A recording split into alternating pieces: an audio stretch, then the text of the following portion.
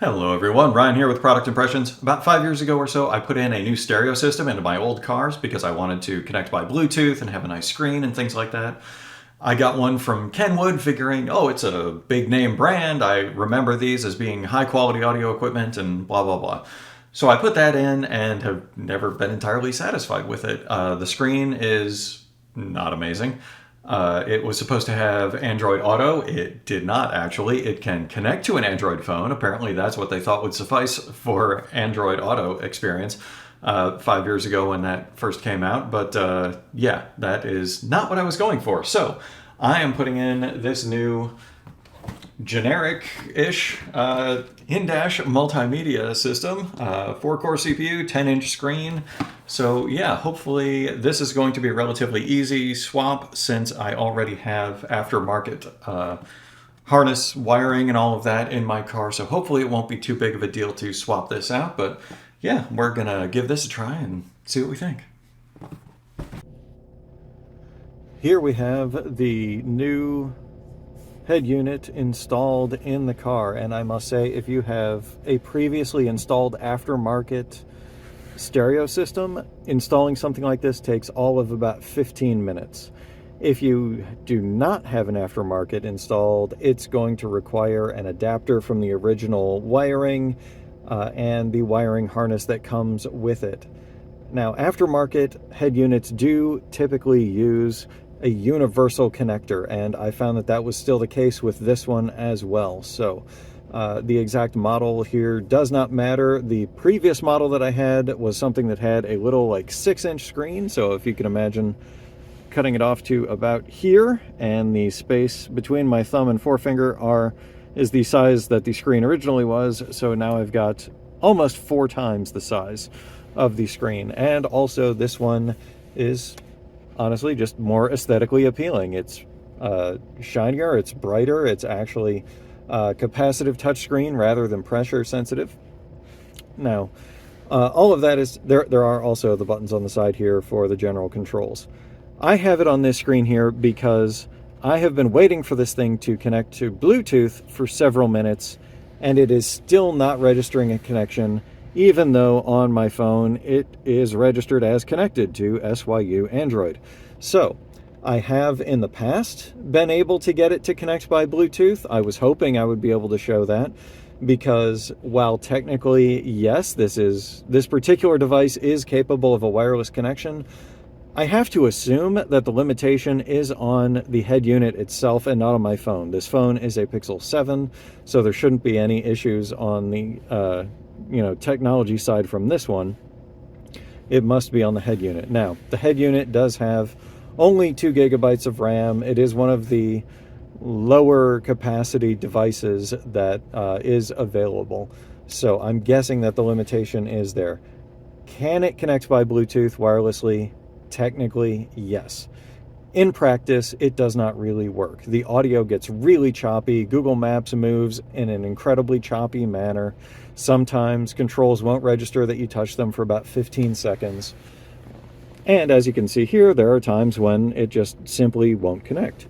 Now, if I go ahead and plug in the phone to the wired connection, it should connect quite quickly. There we can see it says connecting. And there we go. It is up. This is kind of the standard view on an Android Auto display. You can see I've got Google Maps here on this side and my podcast app over here. Not every audio app and things like that will work with an Android Auto display. Some of the ones that do work, any of the Google ones, Google Podcasts will work. YouTube Music works. I don't personally use that. Spotify, Pandora, strict music apps will work. Video will not. Obviously, that is not legal to do, so they don't allow you to do that. The Maps does auto-populate with a couple of different locations here. I have an event that I'm going to at a place called the Lost Dog Cafe later on this evening, so it's pre-populating that as an option for where I might want to go. I have frequently gone to a place called Arigato Sushi, so that is also pre-populating as a suggestion. Over here on the left-hand side, we do have different functions as far as, like, if you want to quickly jump to map, podcasts, making a phone call, settings. These seem to change based on how frequently you use different apps that you can bring up in the menu. You can customize this. I've put in like a few people that I would call and gotten rid of a lot of apps that I don't use, or yeah, basically they exist on my phone, but I just haven't been able to remove them. You can customize, you can see here, and that will allow you to go on your phone and select which you want to display. And I believe the most frequently used are going to show up on the left-hand side here. All in all, this is incredibly useful. It is really, really a tremendous upgrade. One thing that I did not really take into account is my cup holders are directly south of the screen here. So if I angle up a little bit, you can see there's a phone, there's the cup holders down here, and we've got the bottom edge of the screen to the cup holder. This is still enough room to bring in soda cans, bottled frappuccinos from Starbucks will fit, but the edge will rest on the bottom edge of the screen here. Any larger soda bottles, not going to work. Don't even try it. So obviously this is going to change dramatically based on what model of car you are installing this device in. This is in a Pontiac Sunfire, so yeah, about as small of a car as you could possibly purchase. But even with a 10-inch screen here, you can see there's some other controls down here for the fan, the temperature, the settings of the fan, defroster, things like that. So this fits in here just fine, and I can still see and reach all of the controls. So all of this, once again, going to vary based on what car you install this in. But yeah, it is very nice. You can, let's see here. Yeah, there we go. You can swipe to different screens in here.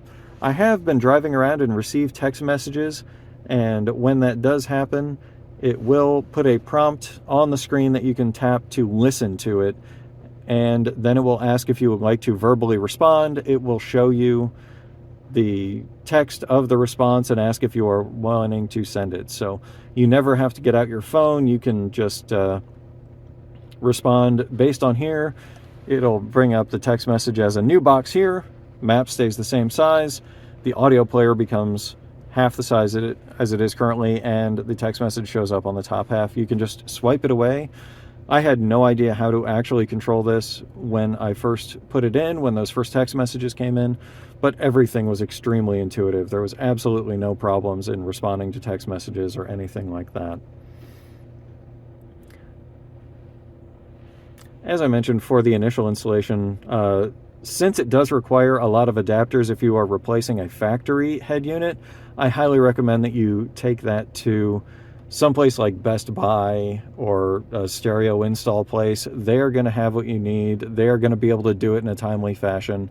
Otherwise, you're going to be splicing together, I believe it was somewhere in the neighborhood of 20 or so different wires that need to be connected correctly to an adapter that needs to then be correctly connected to the actual wires inside the vehicle. Mine is an extremely simple setup. There's no stereo controls on the steering wheel. There's no built-in USB ports or anything like that. All of those are just plugs that you can connect to the back of the head unit before you install it. But typically it's a really simple process for me.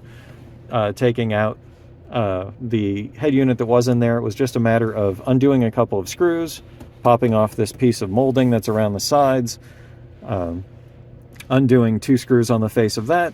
You just pull it out, disconnect the plugs in the back, plug them into this one, and slide it in there. With that universal mount, it really makes it easy. So if I had the old one in here for about 6 years before I decided to replace it with this, and yeah, couldn't be happier that I did. It works incredibly well. I'm very happy with it. So hopefully this has been of some use to you. If you have any questions, feel free to leave them in the comments down below, and I will do my best to answer whatever I can. Otherwise, like, share, subscribe. I will see you next time.